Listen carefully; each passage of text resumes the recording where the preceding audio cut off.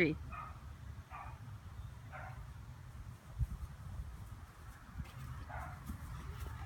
My shoulder. So when I first get to the patient, I'm gonna want to ask him what's wrong. So, sir, what's wrong? My shoulder. So it's obvious here that he dislocated his shoulder. So when I first get there, I'll first assess his ABCs and make sure everything's okay. When he has good circulation and his breathing and his airways open, then I'll continue on with the treatment.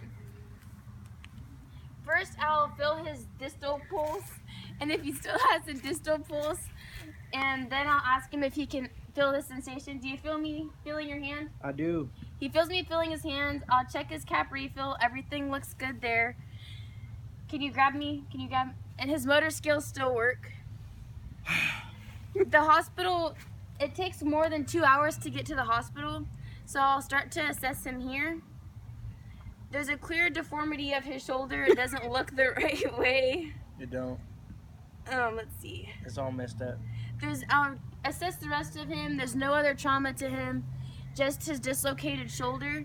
So I will make sure he's on his unaffected side like he is, and then I will provide analgesia if available per protocol and give the proper amount considering he's a male and how much he weighs to help with the pain. Then I will provide traction and try to pop his shoulder back into place. I'll begin to lift his arm at a 90-degree angle, and as it lifts, sometimes it could be a slower process. It'll lift and pop back in. When it pops in, you should feel relief. And then sit up, sir. Pop back in. Oh! Oh! It And then pop back in. popped back in. And so I'll then put a sling on him and hold his arm here. Don't grab your shoulder. And then I'll apply a sling.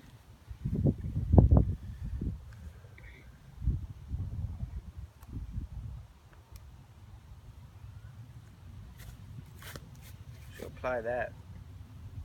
It's been applied. And make sure that his shoulder and his arm are in a natural position. If it doesn't work and his arm does not plop back into place, I'll put cushion around his arm to make it stable and as least painful as possible. And I'll also tie his arm across him that way in order to transport him to the hospital as soon as possible.